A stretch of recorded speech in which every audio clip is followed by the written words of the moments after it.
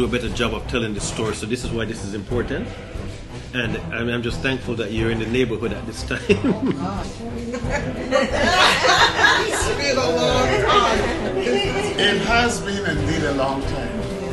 Okay, Louis asked us talk about BYCAP. Yes, please. I just came to Toronto from London, Ontario to go to school, and somehow I got together with a gentleman named Dudley Laws. Oh, you know that? We know him. Yeah, you all know Dudley. And I met Louis among others. Anyhow, it was a pleasure meeting these young people, and it was in the 70s, early 70s, we were somewhat radical, as you will understand.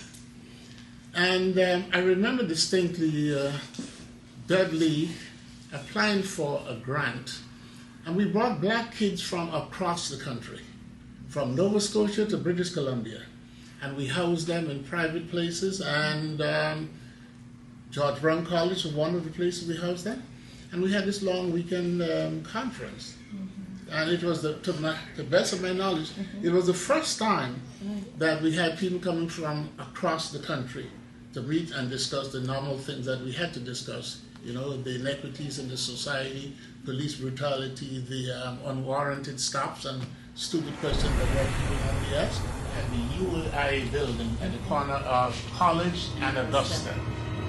And I think that was the only building owned by blacks in the community at the time, yeah? And somehow we lost control of it.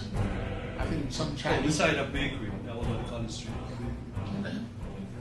And I remember we used to meet there. Dudley had a sort of a printing operation on the second floor. We covered that already. We covered that already. We want to hear your memory. Yeah. And it was a regular thing for the police to visit on Saturday, because on the third floor we used to have parties there. Yes. And whenever a group of black people get together, the police somehow instinctively find themselves there with some sort of nonsense excuse. Howard had the hindsight to recognize Dudley before he died. And he started the Dudley Laws Day. You all know about the Dudley Laws Day.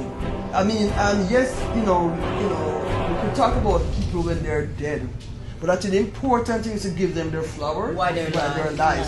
And Howard did that. Yeah, he tried his best because he had Howard trying to fight for a day in regards to an holiday for Dudley. You know what I mean? So he did what he could. But even though I didn't get an official day per se, but at least once a year on Dudley's birthday, people gather around. Well, he was a strength behind that. Yes.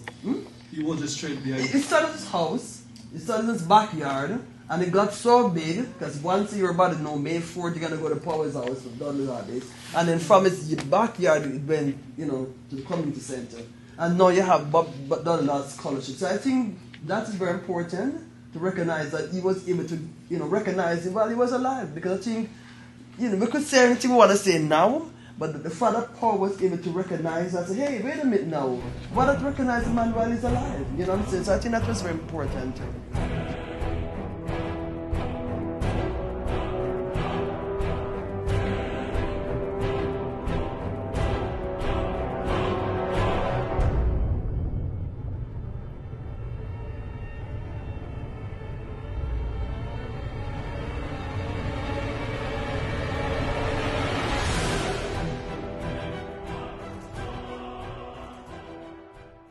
We are family, right?